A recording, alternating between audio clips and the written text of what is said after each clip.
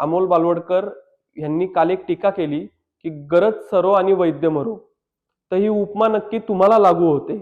ज्यावेळेस भारतीय जनता पार्टीने तुमची उमेदवारी नाकारली आणि तुम्ही दुसऱ्याच क्षणाला कोणताही विलंब न करता राष्ट्रवादी काँग्रेस पार्टीमध्ये जाऊन तुम्ही उमेदवारी घेतली, तर ही गरज सरो आणि वैद्य मरो ही उपमा तुम्हाला आहे. आपल्या भागात प्रकाश तात्या बालवडकर, प्रल्हाद सायकर, विशाल गांधीले यांच्यासारखे कार्यकर्ते सुद्धा पक्षात थांबून पक्षाचं काम करतात. पण तुम्ही तुमच्या स्वार्थासाठी राष्ट्रवादी काँग्रेस पार्टीमध्ये गेला आणि पक्षाचे सगळे विचार तुम्ही विसरून गेला. याच नेत्यांनी तुम्हाला मोठं केलं होतं, याच नेत्यांनी तुम्हाला संधी दिली होती आणि त्या संधी तुम्ही विसरता राष्ट्रवादी काँग्रेस पार्टीमध्ये जाऊन ती उमेदवारी घेतली. आणि तुम्ही आमच्या नेत्यांवर टीका करायच्या आधी 10 वेळा विचार करा, कारण आमच्यासारखे भारतीय जनता पार्टीचे सक्षम कार्यकर्ते याला उत्तर द्यायला आम्ही सक्षम आहोत. आणि आम्ही पुढेही सुद्धा तुम्ही जर आमच्या नेत्यांवर बोलत असाल तर आम्ही सुद्धा नक्की त्याला उत्तर देऊ.